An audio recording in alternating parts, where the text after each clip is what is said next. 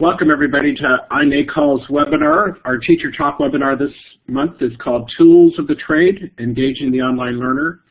My name is Rob Darrow. I'm the Director of Member Services for iNACOL and help put these webinars together and get the wonderful opportunity to interact with lots of cool and smart people who like to share what they're doing. And one of the fun parts of my job is I get to listen to all of it and share back with others. So I'm excited today to introduce you to Dr. Teresa Dove, who, as I mentioned earlier, was the 2010 Online Teacher of the Year. And that was the first year that nationally we had an Online Teacher of the Year. So that was quite an honor to provide it to her for that. She's a math teacher with the Florida Virtual School, and I'm not sure about you, but math was not my best subject in school, so I'm anxious to hear from her about how she keeps all those math students engaged online. And so I'm happy to turn the microphone over to Teresa so she can share what she's learned over the last many years as a teacher at Florida Virtual School. Teresa. Good evening, everyone. And I just want to preface this to say that we are having some thunderstorms here, so if I get disconnected, I have like 3 standbys with air cards, so we will be back in. But I just really appreciate being able to be here today. One of the things I do want to kind of preface this with is we've all been to presentations where you hear about the theory and the suggestions for how to engage online learners, and I really wanted to concentrate more on let me show you what I do specifically, instead of talking with you saying, you know, you need to do live sessions and make, you know, the relationships with the students and things like that. So I want it to be more concrete and actually show some of the things that I use and some of the things that I do. So hopefully, you know, you will enjoy seeing some of the parts of my classroom because I do have lots of screenshots. And if you have any questions or anything like that, please don't ever hesitate to just type in the chat box or raise your hand, because I really want it to be interactive and get your feedback and answer questions. So I'm one that you don't have to wait until the end, because I can hopefully multitask pretty well tonight. So it's good to see you here. At Florida Virtual School, you know, we do what we call welcome calls, but one of the things I like to do with students before I even talk with them is capture their attention and capture it quickly. And so I send out an email, and it's like in big red letters with the subject line saying, your first assignment from Dr. Dove. And, you know, that captures their attention. They're sitting here going, oh, wow, okay, she just emailed me my first assignment. I haven't even talked to this lady. And part of it is to watch what we call the quick start video. And we at Florida Virtual really got together about how to capture these kids' attention right from the start, instead of doing, and I know we've all seen those orientation videos where you're leading them through, these are the policies, etc. And so I really wanted to kind of show you at least the start of this video. I'm going to try a web tour. If not, I'll type this link down below if you need to do that instead. But right here it's going to be.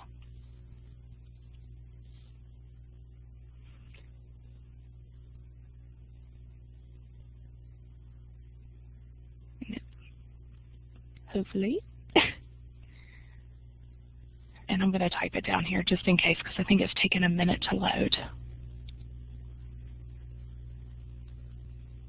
Okay, and if you press play on it, you're going to really see how we try to capture that attention immediately. And so I'm going to have you listen to this with your speakers if you have it, because it's quite catchy even with the sounds.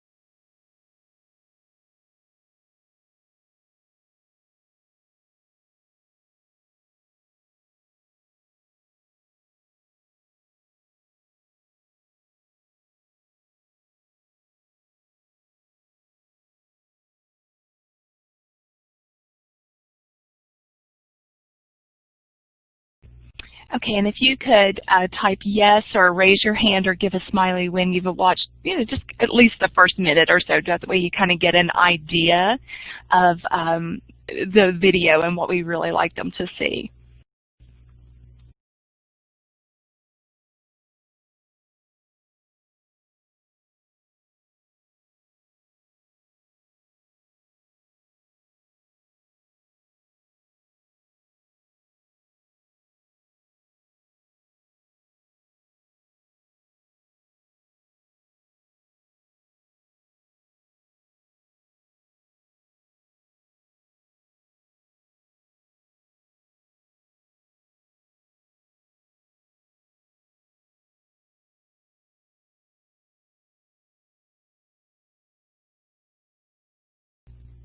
Okay, well hopefully everybody got to kind of see at least the beginning. You can always watch that, if you wanted to see more. But hopefully you kind of see where we're going. We really want it to make it engaging and get them really actively involved right from the beginning. And the assignment that they have is to send me the 5 recap items, because the information is pretty important. Along with a day and time that I can call them personally to do a welcome call with the student and parent. And during that call is when I fill out a student and family questionnaire. And I just want to preface this because I'm going to show you the questionnaire I actually designed and use. It may not get fully filled out this first time, but throughout the course where I'm getting to know them, I not only fill up this page, but I end up having other notes as well. So I'm going to show you kind of what I do with them. I always want to have their demographic information, and this I keep in hard copy with just a front and back page. I have learned over the course of the last 10 years that sometimes technology just fails. Let's face it. I hate being the type of person where if I have a thunderstorm and the cable internet goes out, I can't get on or call my kids. Well, I don't have that problem. I have a 3-ring binder with all of my kids' information, and I could still do calls and contact them if I need to. I get all of the contact information with the parents, and I make sure that when I leave that conversation, I have at least 2 to 3 phone numbers, not just one, in which I can reach the student. It's very frustrating online when you get those enrollments and they provide one phone number and that phone number doesn't even have voicemail or something like that. So I'm writing mad and kind of talking with the demographic, because those I really find are important during the first call. And then I get into who the kids are. And I always want to find out things about them, because I can refer to this and ask them throughout the semester when I talk to them next, hey, are you playing volleyball? Because I know their favorite sport was volleyball and I know it's volleyball season. Or, if they love, some of the girls just love, Jersey Shore or whatever. And it's really funny, and if I see that on their little document, the first 5 minutes before a call, I might go and kind of get the tidbits on Google as to what's going on with that show or something, because I can start out the conversation that way, and it just draws them in, and it really forms those relationships. Then, of course, with the parents, I want to do the same with them, because you're going to find that they are your number one advocates. I love the fact when mom says, call me at work. If there's an issue, I want to hear it, and you really draw them in to where they feel comfortable being contacted with you. And I'm going to go in to some things later on where I do shock factors with the parents, which is really an interesting thing. But and it's also really interesting in this questionnaire, anytime I ask a parent what their child's strengths and weaknesses are. If you've never used that question with a parent, try it. It's very interesting what you may hear. And then, of course, on the back side of the page, I have places for additional notes as I'm getting to know the kids. And I also kind of keep a call log. And at Florida Virtual, we do have all of this electronic, but like I said, you know, if my internet's out, I want to know, okay, the last time I called this kid was 2 weeks ago. I spoke to mom. Oh, it was through text message, and oh, there was an academic integrity issue. So it kind of gives me the background knowledge. It also allows me to be more mobile. I have 2 small children who are very active. They're 3 and 4. And, you know, I can take my little binder, or I can just take a few sheets that I know of kids I want to contact with me in the car and do this from anywhere. Yes, I can definitely provide this to Rob and he can email it out. I mean, not a problem at all. Because this is just something that I use and developed. I loved it. And like I said, it gives me the ability to work outside of the home, and it also gives me the ability to work in case our wonderful technology fails, because it seems like when we need it the most, it's not available sometimes. But I find this a good tool. And like I said, you can really get to know the kids, and there are some questions there that you can ask throughout the term, and it's really interesting, some of the things you may hear.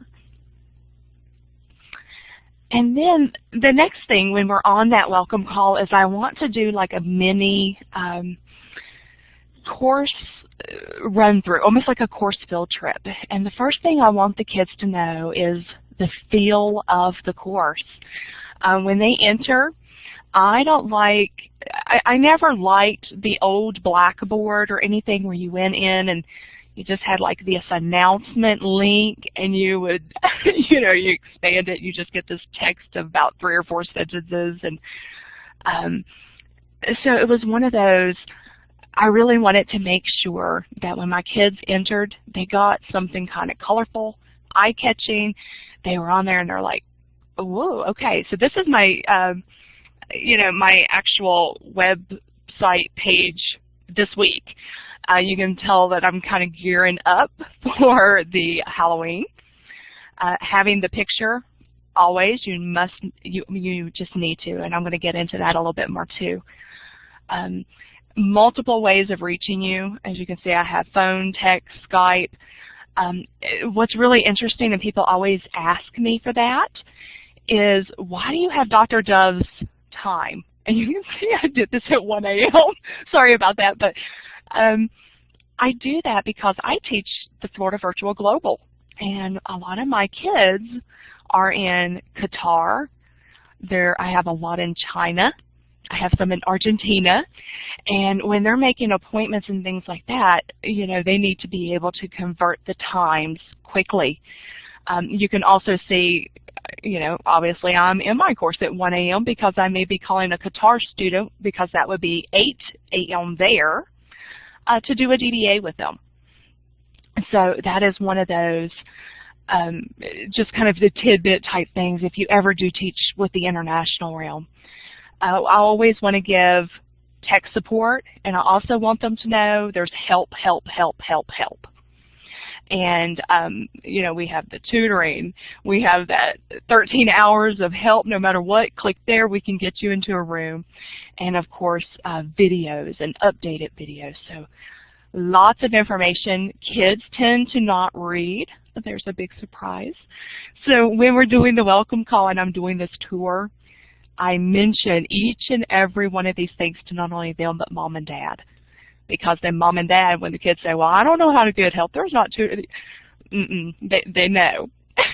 So, yes, it is a plug-in. I can send that link too. I'm making kind of little notes over to the side just where you could do that. You literally just choose your time zone. You choose what you want it to look like, and it gives you the embed code. It's just HTML. Okay. Yes, they do. They need to see the pictures. I mean, it's otherwise they think that you're a talking head or a talking computer avatar. I mean, it's like they don't realize you're a real person. It's just, you know, we really want to make sure that they feel who you are and that they have a good feeling when they enter the course. It's not just, you know, black and white or blue and white. Some of those older schemes you used to see, that was just not so inviting. So that's kind of a look as to what my course feels like right now. And of course I change this weekly because I want to keep them, you know, I don't want them to ever get complacent. I want them to look at that and see what's different each week type thing. And it's exactly what was just typed. The students want to know who you are. They want to know you. So one of the things that I do is not just do I share my picture on my video or on my webpage, but I share pictures of my family, of my hometown, everything throughout the course, not just on the webpage, but also in my weekly emails. I give tidbits about something I might have done over the weekend that was really cool, or you know, I allow the students to know that I'm real, and they need to know that you're real so they can associate. It was really funny when kids found out that I was a horror flick like fan. I'm a fanatic, and that Walking Dead was like my favorite show. And you know, when I started talking about Halloween and things like that, I got like 48 replies within an hour from parents and students like, oh my goodness, did you see the episode where it was hilarious, because they saw, wow, wait a minute, that's something we have in common. And they start making those connections, just like you were, you know, in the face-to-face. And they don't get that, you know, with the online learners or teachers, so you really have to get out of the comfort zone and kind of share things about yourself. And that's hard for some of us, because I'm a math geek, and kind of opening up who I am, and you know, I'm very private, was a challenge. But you know, we've done that. So, and it has been the most amazing step I've done. I also, like in this particular forum, if I had students in here, when you all were coming in at the very beginning, maybe 10 minutes before class, I would always have my video on. And I would let them see me, and I'm waving, and that way they can see you and interact with you. And I always turned it off during the presentations because it can lag. But you can also do that at the end, just to kind of say bye, just know that I'm here, and they really enjoy that, just seeing it. Now, one thing that's really cool about my job is I can do some live site visits with some of my kids. I have, and this was the first year this happened, some students in McDowell County, West Virginia. In the coal fields of West Virginia, where my father used to work, it's about 30 minutes away from here, and I have about 20 of them now. And I go to the school ever so often just to say, hey, need help? Here's Dr. And they know they can count on me. And then when they see, you know, who you are in your presence, it really, really makes a difference. So if you're in the scenarios where you're hybrid, or you are in the same, you know, vicinity with some of your students, that personalization is just, they need it. Some kids do very well completely asynchronous on their own, but some kids really need that, hey, she's really real, and she just patted me on the back. And it was a real pat on the back, not just virtual. And that has been wonderful. And Skype, I live on Skype, you know, international. We really want to save money with those calls. Do the video chats. Not only can you see them, you can hear them, you can check for academic integrity, but you also develop the relationship. So those are kind of some of the things I do. Like I said, sometimes it's hard for us to open up that way, but we also have to remember that you're not boring them when you show them you out with your kids and your kid was dressed as a Ghostbuster, because they laugh and their parents laugh, and the next thing you know, you'll get emails about it going, that is hilarious. Okay, for academic integrity, there are several ways. For DBAs, we do discussion-based assessments in every chapter of our course. So they have to show me they've mastered the material and that they know their stuff before they're allowed to move on. So I can get on video chat with the students. They're talking with me.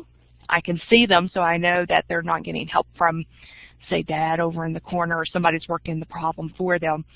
And they have to look at me, and we have a conversation about the material They can do, the questions with me, and we're working through some things. Another one of the things that we also do academic integrity-wise with Skype are video proctored tests.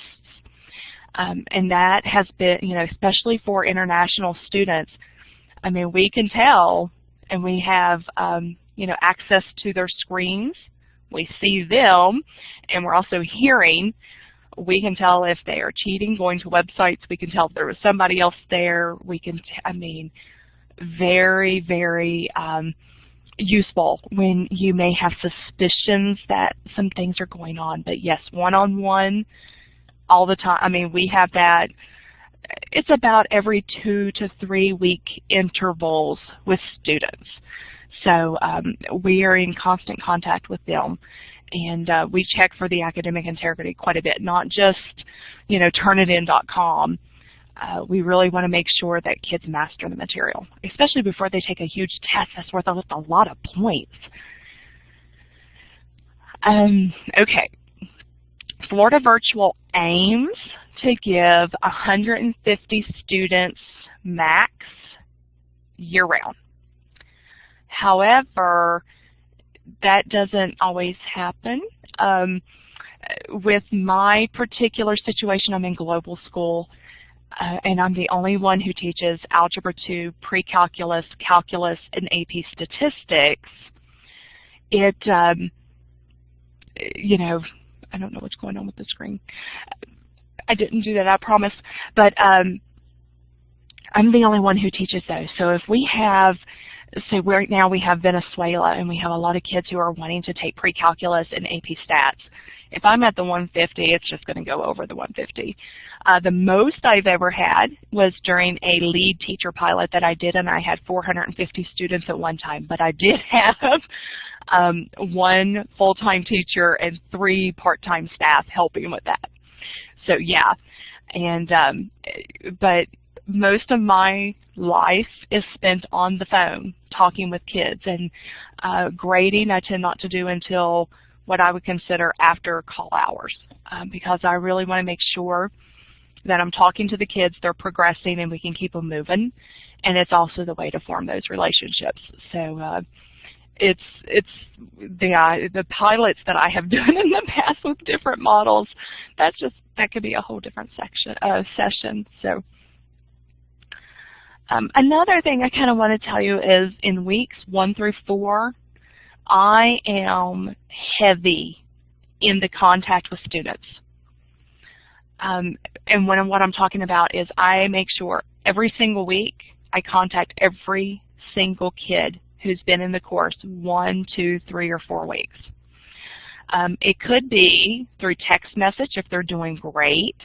Like you send them a text message saying, and I have, this is really bad, but I have a sheet with text messaging lingo. And so, I'm sitting there doing my little Google text to these kids, and I'm looking over there how to do it, and all of a sudden they're sitting here going, oh my goodness, this teacher kind of knows how to talk to us. And it's really neat kind of seeing how they interact. But it may be like, wow, John, you did 7 assignments last week. That is way cool. Keep it up. I'm so proud of you.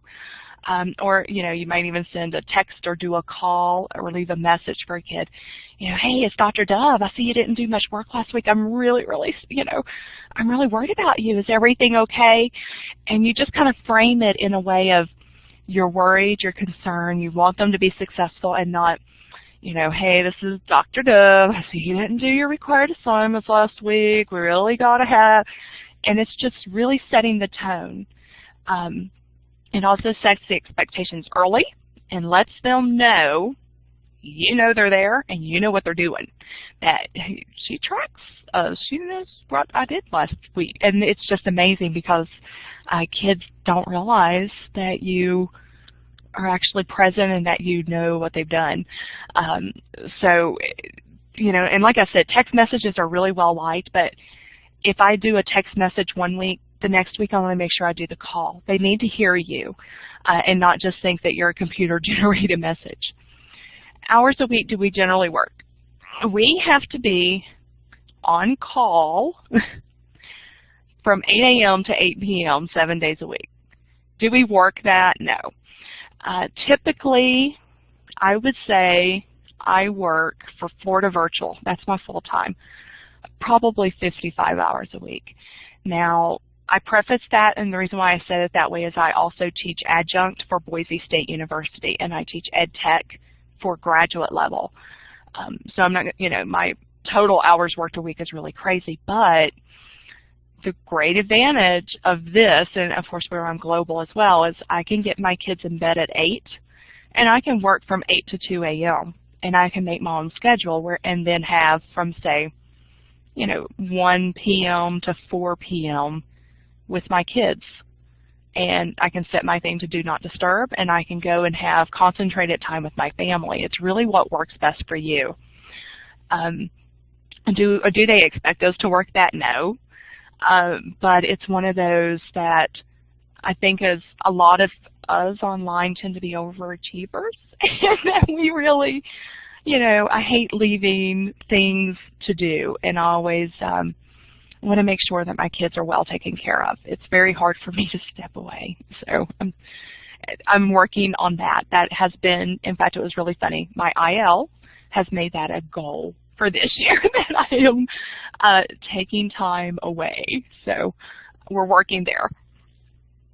Okay. Another thing, oops, sorry about that. I keep skipping, is, and we all hear this, Web 2.0 tools. There's a couple, though, that I really wanted to share with you. I don't know that if you know are out there. Most of us have heard of Wordle, where you can make those clouds, you can kind of enter the text or a definition, and it'll make a collage of the words and things. But Tag Exidio, I don't know if you've seen that, does the same thing, but it has templates where you can make it into different shapes. Here, because of education, I did an apple, but you can also do like definitions and make it into a pumpkin shape for right now, of course, with Halloween. Another cool thing about this site, if you've never used it, you can actually go to, say, Wikipedia or any site that has lots of information about what you're talking about that week. Give it the URL. You just enter the URL, and it'll give you the picture summarizing the site. You don't have to copy and paste it like you do Wordle. So I wanted to share that with you all, because I just found that so exciting. Wikipedia can really give you some great overview type materials, and it makes wonderful, beautiful pictures. This right here is a Tag Exidio of engaging online learners. That was exactly what I used there. And you can see how cool it is. And for those visual learners, to be able to see like your terminology or your definitions in a particular course visually. And the bigger a word is, the more important it was in that post or in the definition. In other words, the more it was mentioned. So it's kind of an interesting thing and an interesting way of getting literacy into your classroom. We do use Vokies. This is a Vokie I used the other day with the turkey, just kind of leading up to giving them some notice about where I'm going to be taking a week off for Thanksgiving. And of course, there's tons of those. Jing is like my lifesaver. I use Jing even for helping students in feedback. I might just hit record, and I have my little pad on there, and they'll see me working out a problem, and I'll send it to them, kind of helping them that way. That way they don't just get feedback in text. I do the same in VoiceThread and Screener. Screener is very similar to Jing. Prezi, I don't think except for this particular presentation, I don't think I've used PowerPoint in years. Prezi can do some amazing ways of doing presentations like this, but it can make the slides fly off the screen and do all kinds of really cool things, and it really captures kids' attention. And then I do things like Kazoa and Photosnack for things like slideshows, and I'm just going to show you one. This is These are all free. These are Web 2.0s that are all free. Now, of course, with VoiceThread, you have a limited number that you can keep in your repository, but you can delete one and just do another and delete, So it's one of those that the Web 2.0 tools that they have out there now are just amazing. And like TagXvideo, Jing, Screener, and Prezi are probably daily, if not every other day, tools of mine. Kazoo and Photosnack, I was going to show you just to kind of get your kids knowing who each other are and doing like a learning community. Do something like a student spotlight. And this is one of my students, Morgan, and she sent me some information about her. And they can play this little video. I'll put it in an email or on the announcement page, and it'll tell you, if I had this up, you could watch it to where she likes volleyball. She likes the band The XX, and there was another one. I'm so out of date when it comes to those things. I'm almost ashamed to admit it.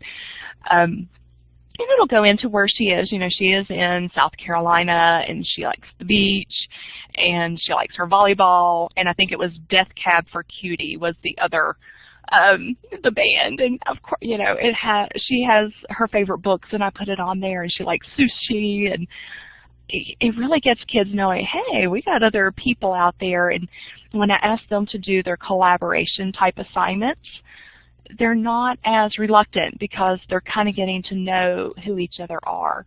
And I do this per course. In other words, I want the AP Statistics students to know the AP Statistics students. I'm not going to give them the Algebra 2 students because that's not who they're going to work with. Well, I might do something like, one of the things I did with this one is in the weekly email that I send out, I think a couple weeks ago, I said, hey, let's get to know each other. If you're interested on being spotlighted in the course and you want others to know about you, send me a tidbit about you. And I got probably 10 hits within a couple hours. And then, and then you're sitting here going, okay, 10 out of 150 is not really good. But as they see this, others start thinking, hey, that's kind of cool. She made this and it's to music, and they play it and it's a video, and they're like, yeah, I want to do that. And as you share these, you get more and more. You can do a waiver, and you can get the parent permission. You also need to realize that this is inside a course that is locked and not viewable by the public. So it's not as stringent. Now, you'll never use last names. You'll notice I never even gave the initial of her last name. And then you can also make sure you do the school and parent permissions release forms, absolutely. Yeah, and that's especially important. And it's one of those, if you kind of explain to parents and everything what it's about, they're really great about that. And especially if they know that you're going to keep it secure from predators. It's not like I'm going to post this on Facebook to where they know who this girl is. It's all in password protected areas that they have to have, of course, access to our systems to get it. And that's why I didn't even bring the actual video here. I just kind of gave you a snag it looking what it kind of looks like, and I didn't give you any of the information or let you even see all of the things, because this is about a 3-minute video. She sent me quite a bit. She's a sweetheart, and she is a phenomenal student.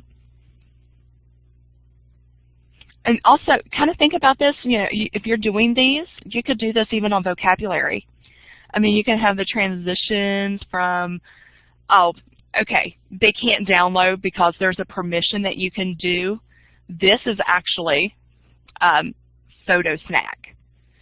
And it does not allow downloading, and it does not allow them to see the link that I embedded into the course. It is all done on the announcement page. That is a great question. They can't I know you've been to the sites where if they right-click and you can't even save a picture, it's kind of similar to that, and they can't even right-click to get the information or background information to even see the link on the site that I created it because it's also password protected. So that is a very good point. No, our announcement page actually does not. They hit print screen and it says that function is not allowed. As for me, of course, you know, we have different permissions as teachers. Another thing I do, and I learned this trick this year, it has been a godsend to me, is how to do mail merges. And I mail merge every week, and I send out individualized, specific, real-time progress reports to student and parent email accounts. So, of course, they could always log into our system and say, okay, my average is a 72 or whatever, but I am going to kind of show you a little bit of what I do, and I can even show you the document if you need it to see it, but it's a very involved Excel document linked to a Word document for mail merging, and I'll show you kind of what it looks like. But along with that, we do weekly emails to all students and parents so that we can partner. It gives them information on, you know, I'm going to be out of the office on such and such a date, or here's some issues I've been noticing, or AP Stat Kids, we're going to have a cool lesson I'm going to do it live on, and just really, really reach out to them. Okay, one of the things in our system is I would say 98% of the parents have emails. And the reason why is when they enroll students, they create what we call guardian accounts. And it links to the students, and it actually, I never enter their emails. It just, I can literally click a button and it says copy to guardian email account. And it will go to both. Now, if they do not, that's when, you know, like that form I had earlier, I want to know mama's work number, mama's cell number, home number. I call. There are a lot of parents who tell me to text them. And I can even do a mail merge, almost like a text type thing. We've kind of figured that out too, where you can do mass texts. But for those who don't, it's very low actually for us, is I call. I mean, parents love to hear from you. I agree. I think all parents, when they, you know, if you're going to be an online student, we have to have those guardian account parents. And here's kind of an example. Over here is what you see in Word, and I typed it, you know, this is a mail merge document. And anywhere where you see the two kind of the little pointy less than, greater than signs are actually things that are going to be linked to an Excel document that I downloaded from our system with their information. And then this, of course, is not. That's something I typed. I typed, you know, this right here, please reply to this email so I know that you received this information. I want moms and dads to tell me that I understand that they haven't. And I might have little things down here about some, like an upcoming time that I was out, and this was last week. I knew I was going to be out on Friday. I was going on a hayride with my preschool son's class, so I wanted them to know that because this was sent out, if you look over here on the 4th, I gave them 8 days notice. Plan ahead. Let's make sure everything's done by Thursday type thing. And then I did make sure you didn't see the student name here, but this student, after I downloaded the stuff, I received, this is all automatically generated. I don't copy this. I don't type it. And it will tell them, you know, I received 8 assignments from you. The goal this week is to get through 309. You're currently almost halfway done through segment 1. Your current grade's an A, and keep up the hard work. And then you'll see, you know, this part was just copied. But anything that was in over here is filled out automatically. And so that's why I kind of kept the parts that you don't see here, you know, it has the students' names and parents' names and things, but this parents love. How cool is it when you have a document and the first thing it says your monthly calls due? You have a document and it'll automatically generate, happy birthday to you. I see your birthday's coming up in 6 days, because I put that in the field in the Excel to kind of look at the birthday date, and if it's within a certain range, type this type of, it's really neat. And parents love that, and it's very personalized rather than them just going in and saying, okay, this student, you know, my daughter has an A, she's about halfway done. Well, they didn't know, hey, she worked really hard last week. She did eight AP statistics assignments, which is it's phenomenal. I mean, if you know AP stats, it's phenomenal. And it kind of allows them to celebrate. And so this is something, you know, I took a class on mail merging and Excel and things, and after I finally figured it out, because it takes a while to set up, phenomenal. Loved it. Okay, yes. And what it is our system at Florida Virtual that we keep, our course management system. I can download progress data, and it downloads it in a tab delimited Excel format. And then when you open it up in Excel, you got all of this. I mean, it's really not pretty and formatted or anything, but you can really, you know, use the different tabs, because you know that this column was their grades, this column is how many was assigned or submitted last week, this one is their monthly call date, and you can pick and choose and pick and choose. And then when you get into Word, one of the things, like with Word 2010, it's called mailings, and you'll start the mail merge document, and it'll say, where's the data coming from? And you would associate it with the Excel document, and it'll bring it all in and fill it in for you. That's exactly it. You download from your LMS into Excel, you set up the Word thing to read from that Excel document, and it makes it a really cool email or letter.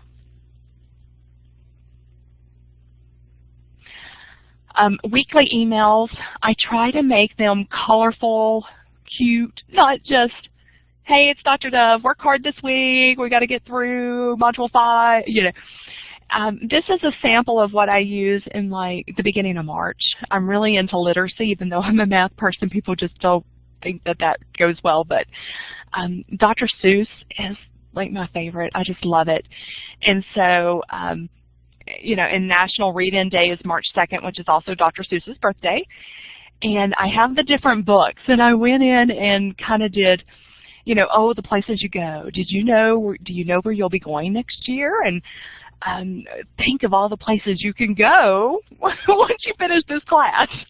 And, you know, we talk about the seniors, and we want them to go and graduate on time. And, of course, did I ever tell you how lucky you are? We wanted to know that, how lucky are you? We all, you know, look at all the resources we have to help you. And down below, of course, was the ABC book by Dr. Seuss, and it would just say, you know, doing well in this course is as easy as ABC. And I give them the ABCs of the course with different things that are available. And I did that with several books, and it kind of gives them the information in a unique way.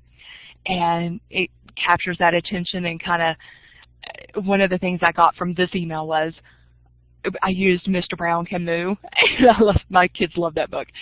And you know, you might get a kid saying, I loved that book as a kid, or, oh, the places you'll go, somebody did at their graduation speech with that. And it just kind of opens it up a little bit more, informs, you know, and engages them, instead of just having the general, be sure to check out the announcement page for resources.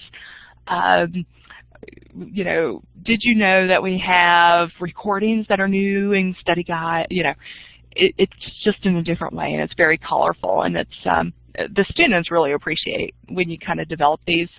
And I have a whole repertoire of these because I've been teaching so long, and I can kind of modify them. But it's just one of those, try to keep it engaging. And we may think that because I teach higher level kids in the high school, isn't this kind of down, you know, a little bit below them, I've learned not to even think in those terms, because you're going to find some of those kids are the ones who respond the most to this, because sometimes they may be laughing at you, but most of the time they enjoy and they get a chuckle, and it's just really great that way. Another thing is, as I celebrate, they tend to tell me that I'm probably one of the most corny teachers, but that's okay, because it gets them reacting and talking with me. We always want to make sure that when you give feedback that you are doing the sandwich method. I don't know if you've heard of that, but start with something positive. I don't care if it's like the worst submission you have ever seen in your life.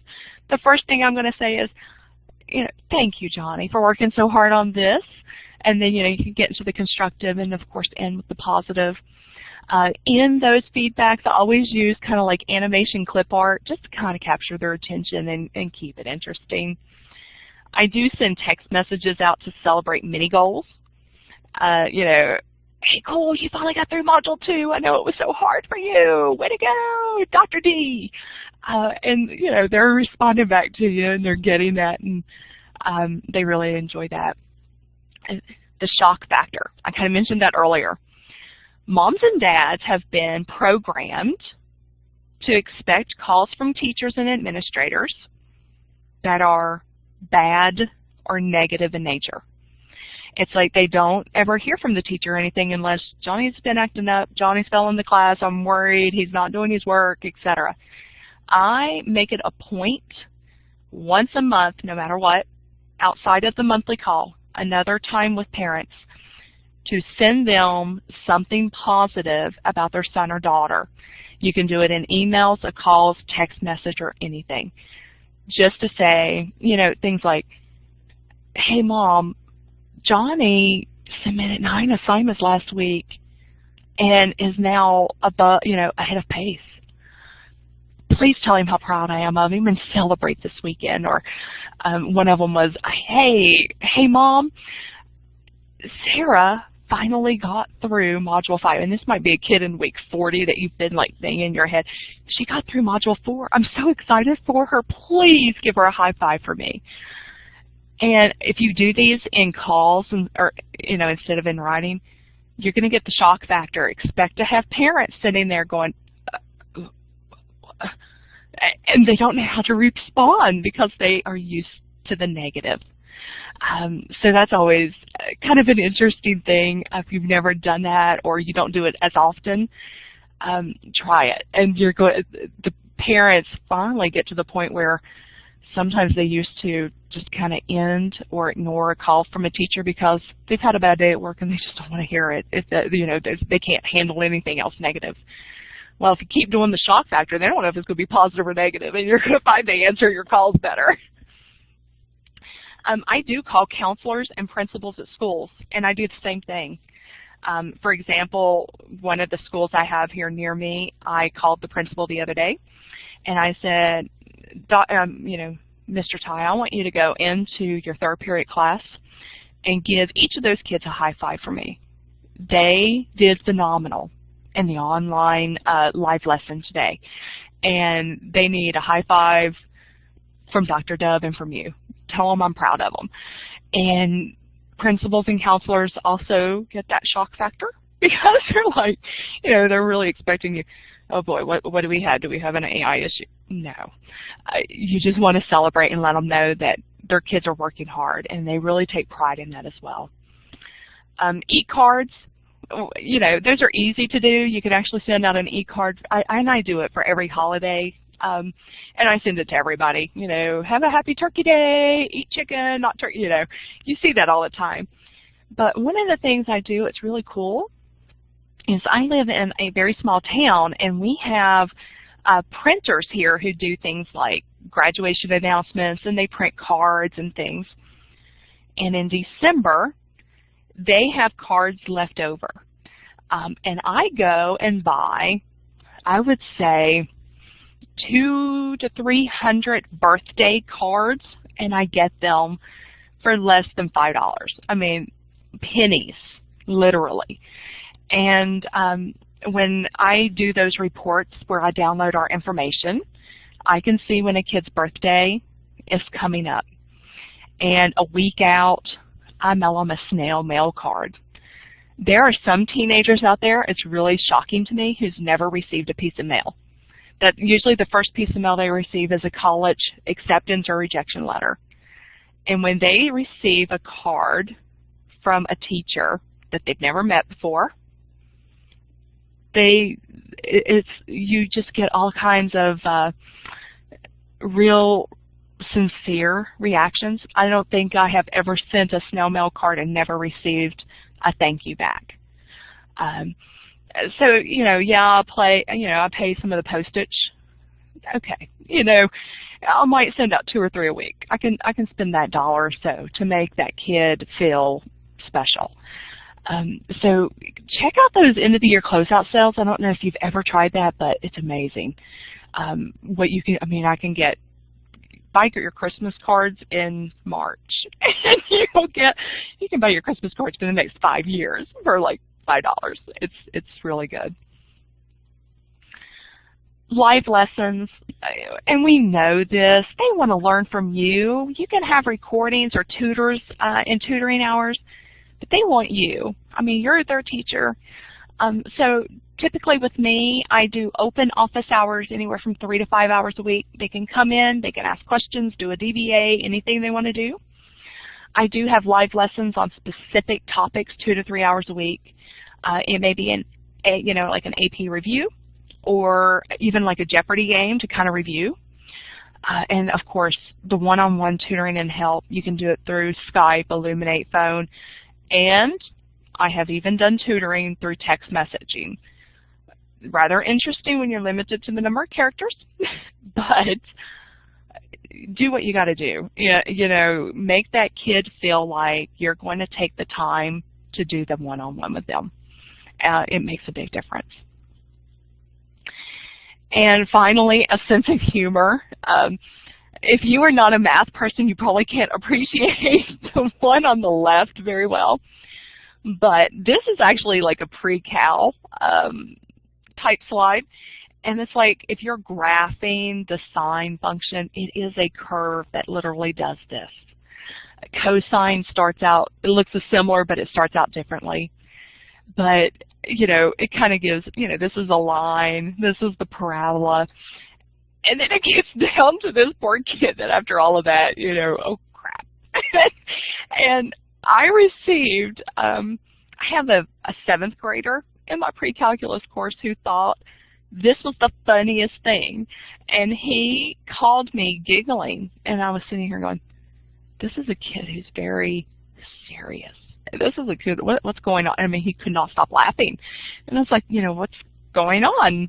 And he's like, that was the funniest thing ever. I printed it out and pasted it to the front of my notebook. And it was just so funny. But just have a sense of humor. Put it in your weekly email. Put it, at the end of your feedback. Or I know we've all seen things like the Great Pumpkin and things like that. Toward this time of year. But, with this one, I do the MC Hammer, you can't touch this music behind it with them, and they just think it's funny. And this right here this is calculus. And they get a kick out of it because, yeah, it may be corny, but the cornier you are, sometimes I think the funnier and the more they relate to you. But, do you have any questions? Or one of the things, if you ever want to reach out to me, I just wanted you to know my contact information. Feel free to contact me at any time. I think it's like what Rob said earlier. Online, I think we have to really be supportive of each other and share. And sometimes the best thing we can do is talk with one another and share that information, and you can kind of brainstorm even some cooler ideas, like, hey, have you ever thought about doing this? Or I have this kid and I cannot think of how to get him to work. And you can kind of brainstorm together. But I did want to share this with you, and I will make sure that I send some of those links that we were talking about with like the time zone and my questionnaire that I used. That way you can have it, and feel free to contact me if you ever see anything else that you may want to see or hear about. But I hope you got something out of this. I just really wanted to kind of show you some of the things I do and not just talk about kind of the theory of things that we should do. But I really appreciate it. We got a minute or two for a couple questions, comments, other thoughts.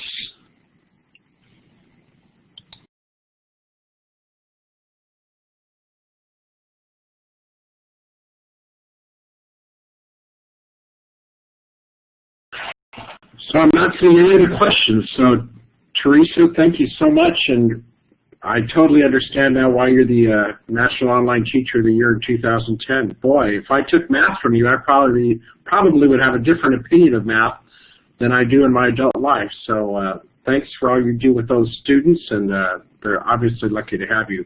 Those tips are really important, and the communication, I think everybody noted how much front loading you really do with students and before they start in your class and then as they continue forward. So want to thank you for that. I also wanted to mention that, so this webinar is part of a series in my head. So last month we had our Teachers of the Year from this year and last year kind of talk about general things that they do in their online classes. This month is Teresa talking about things that she does to engage students, and next month we'll have some other teachers who are going to really talk about how they monitor and support students online from a different perspective. So in my mind, that's kind of a three-series webinar as we're going through, so just know you can keep tuning in and watching those other webinars. If you would, I'm putting an evaluation of this webinar in the link, and I will also send an email out with the recording of this webinar to all of you with the other information after Teresa sends it to me, and hopefully I can do that tonight. Otherwise, it'll be on the weekend because tomorrow I fly to New Orleans to the Virtual School Symposium. So I look forward to seeing some of you there, and we'll go from there. So thanks for joining us here with our iNACOL webinar, and I look forward to interacting with you online in a variety of ways in the future. Thanks for being here, and have a great afternoon or evening.